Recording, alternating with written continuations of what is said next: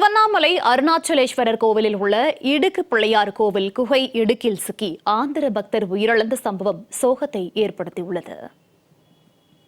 உலக புகழ்பெற்ற பஞ்சபூத ஸ்தலங்களில் அக்னிஸ்தலமாக விளங்கும் திருவண்ணாமலை அருணாச்சலேஸ்வரர் கோயிலுக்கு தினமும் ஆயிரக்கணக்கான பக்தர்கள் வருகை தருகின்றனர்.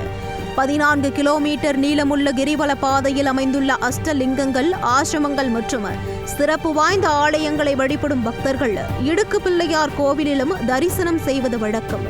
குறிப்பாக இக்கோயிலில் அமைந்துள்ள குறுகிய துவாரம் வழியாக உடலை வளைத்து நெளிந்து வெளியே வருவதால் உடல் மற்றும் மன கஷ்டங்கள் நீங்கி இறையருள் கிடைக்கும் என்ற நம்பிக்கையின் அடிப்படையில் ஏராளமான பக்தர்கள் அந்த வழிபாட்டை மேற்கொள்வது வழக்கமாக உள்ளது.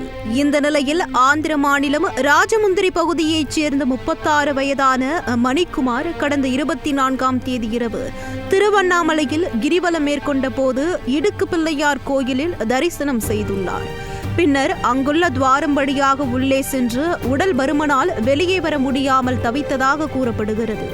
அப்போது எதிர்பாராத விதமாக மணிக்குமாருக்கு திடீரென மூச்சு திணறல் ஏற்பட்டதுடன் மயங்கி கீழே விழுந்துள்ளார். அவரை அங்கிருந்த பக்தர்கள் மற்றும் பொதுமக்கள் பெரும் போராட்டத்துக்கு பிறகு மீட்டு திருவண்ணாமலை அரசு மருத்துவமனைக்கு கொண்டு சென்றுள்ளனர். அவரை பரிசோதனை செய்த மருத்துவர்கள் ஏற்கனவே மணிக்குமார் உயிரிழந்து விட்டதாக தெரிவித்தனர். இந்த சம்பவம் திருவண்ணாமலைக்கு தரிசனத்திற்காக வந்திருந்த பக்தர்களிடையே பெரும் சோகத்தை ஏற்படுத்தியுள்ளது.